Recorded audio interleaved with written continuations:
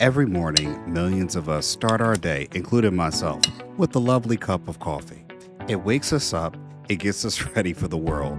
But what happens to the dark, wet grounds left behind in the pot or the press? Most people simply toss them in the garbage bin, sending them off to a landfill without a second thought. It feels like such a waste, doesn't it? Well, for years, gardeners have been whispering about a second life for these grounds. They say this kitchen scrap, this humble leftover from our daily ritual, holds a secret power. The idea is that instead of becoming rubbish or trash, it can become a treasure for your soil and your plants.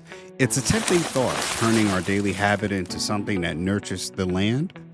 So why are gardeners so keen on this idea? The reason is that coffee grounds are packed with nutrients. That's right, they contain a good amount of nitrogen, which is absolutely essential for leafy green growth in plants. Think of it as a gentle, slow release meal. When you add coffee grounds to your soil, you're slowly feeding it, much like how compost works. It's not a powerful instant fertilizer, keep that in mind, but more of a long-term soil conditioner. This is the promise that gardeners are excited about, a free organic material that can improve the very foundation of their garden, making soil richer and more alive over time. All from the something that we just throw away. The structure of coffee grounds themselves is also quite beneficial for the soil. They are fine and gritty, and when mixed into heavy clay soil, they can help break it up, improving drainage and allowing for plant roots to breathe more easily. In sandy soils, they can do the opposite. They can help hold on to water and other nutrients for longer. This ability improves soil texture is a huge plus. It's a bit like adding a special ingredient to a cake recipe to get that perfect consistency. Yum. A good gardener knows that everything starts with the soil first. So if you get the soil right, the plants will almost always follow. Coffee grounds seem to offer the simple way to nudge your soil in the right direction. Of course, the most appealing part of this whole affair is it's wonderfully thrifty. Instead of buying bags of expensive soil improvers or fertilizers from the garden center, you're usually using something that you already have. It connects your kitchen directly to your garden, creating a lovely cycle of use and reuse. This practice is the heart of sustainable gardening. It's about reducing waste, saving money, and finding clever ways to work with nature. The simple act of tipping your coffee filter into the garden rather than the bin is a simple and satisfying step towards a more thoughtful, resourceful way of living and gardening. Folks, I'm Phil Davis, the owner of Ancestry Lands, and if you're enjoying this video, make sure you like, share, and subscribe, and stay tuned for more great information. Now, let's get back to it.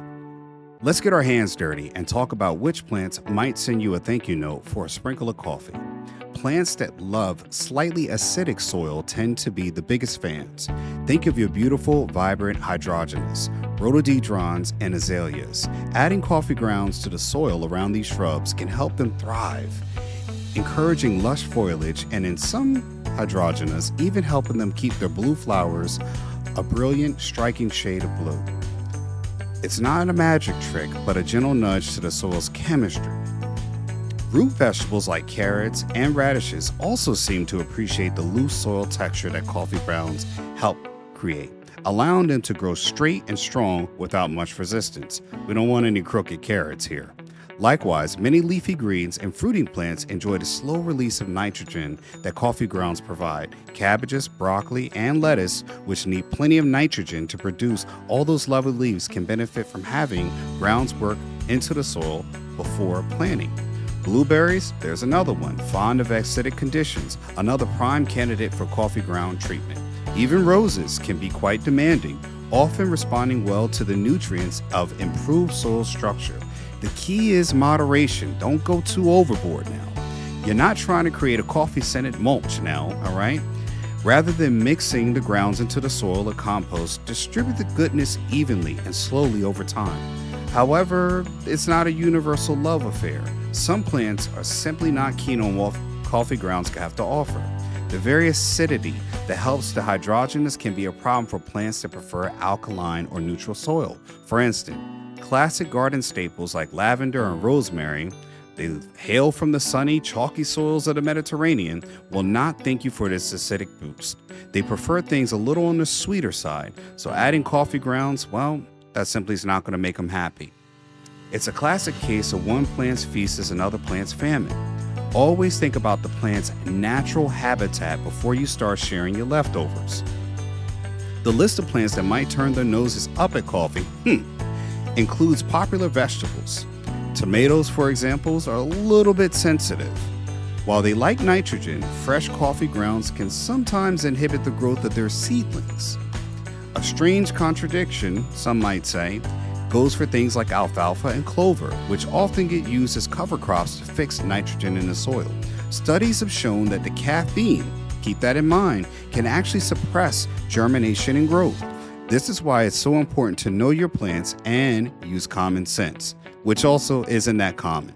When in doubt, it's better to just add the coffee grounds to a compost heap first. Let them break down and mellow out before you put them into your precious plant soil. Now let's get into some simple tricks. Beyond just feeding plants, coffee grounds have a few surprising tricks up their sleeve that most gardeners do not know. We're bringing it to you, folks. One of them is the ability to deter pests, slugs, and snails. Wow, that's a big one. These slimy menaces of many gardeners are dislike crawling all over gritty and abrasive texture of coffee grounds. Some people create a protective barrier around their vulnerable hostas or lettuces with a ring of dry grounds. And it's not a foolproof fortress, but it certainly can help. The caffeine in the grounds can be toxic if the slugs or snails ingest them. It's a wonderfully organic form of pest control, although its effectiveness can vary. Another surprising benefit of coffee grounds are fantastic for your wormery. We've got tons of videos on worm composting. Earthworms especially adore coffee grounds. They munch on them with gusto, pulling them down into the soil and breaking them down into valuable castings, one of the best fertilizers known to humankind. We've got tons of video, folks, and I'll link that into this video too about worm castings so you can learn how to do that too. It's called vermicomposting. It speeds up your composting process and enriches the final product. It's wonderful how many different elements of the garden ecosystem can work together in perfect harmony. Keep that in mind. All from starting your morning cup of joe. With those secret powers comes some hitting dangers, though. We got to get into this. A big mistake a gardener can use is using too much too often. We all suffer from that, huh? Applying a thick layer of coffee grounds directly into the soil surface as a mulch is a not good idea. No bueno here. They can form a dense, water-resistant crust. We don't want that. This barrier can prevent water and air from reaching the plant's roots, especially or effectively suffocating them. Instead of helping your plants, you'll end up harming your plants. This is the most common pitfall that most ill-informed gardeners do. Remember, it should be mixed in, not a blanket. Furthermore, we need to talk about the caffeine. Although it helps get you up in the morning and it can deter slugs, it can also have a negative effect on your plants. The phenomenon known as liliopathy, this is where a plant releases biochemicals to inhibit another. The caffeine and acid in fresh ground coffee can suppress seed germination and stunt the growth of young, delicate seedlings.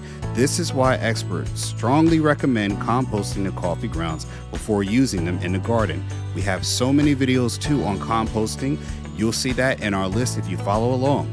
Compost can help break that caffeine down and balance the pH, making the final product a lot safer and more beneficial to a wider range of plants. So, let's talk about how you can start using coffee grounds without risking your beloved plants. The safest, again, most recommended way is just to add them to the compost pile. Think of it as a green material rich in nitrogen, just like grass clippings and kitchen scraps. Mix them in well with brown materials like dried leaves, cardboard, or wood chips and create a balanced compost. The heat of the compost process will neutralize any potential harmful substances and create a wonderfully rich, nutrient-dense amendment to your entire garden. This is a gold standard approach, turning your coffee waste into black gold for your soil with no really risk involved. If you're eager to try them out directly into the garden, the key is being cautious and observant. Start small, grow big. Don't go tripping in, the entire contents of your coffee bag into one of your prized plants. Instead, choose a small test area and a single robust plant. Put a little bit into the top inch or two into the soil around the base of an acid-loving rhododendron, azaleas, or any of the other plants that like that coffee and acidic soil. See how the plant responds over the next few weeks. Does it look greener? Is there new growth? A small-scale trial is the best way to learn what works in your specific garden with your specific soil and climate. When in doubt, it's always a wise move to seek out local knowledge. Pop down to your local garden center and ask an experienced neighbor who's been gardening for years in your area. They will have invaluable knowledge and experience on hand for soil types and climate. They can tell you what's worked for them and what hasn't. Every garden is a unique little world, and what works beautifully in one might not work in another, so don't get discouraged. Use local wisdom to save you a lot of time. Don't reinvent the wheel. Don't be shy. Gardeners love to share their knowledge, and that's why we have this video too. Ultimately, learning to use resources like coffee grounds is about more than just reducing waste. It's about becoming smarter and a more resourceful gardener. It's a step towards building a deeper connection with your land and understanding how to nurture it. This knowledge, passed down and built upon, is the foundation for real lasting wealth. This kind that grows from the ground up. This is how we build generational wealth, not just with money, but with skills, wisdom, and a profound respect for the earth.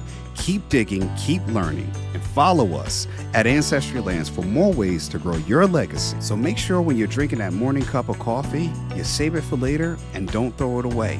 Find ways to be able to be useful and self-sufficient. Learn these tips and tricks brought to you by Ancestry Lands. I'm Phil Davis. I hope you enjoyed this video. Stay tuned for how you can buy and own land.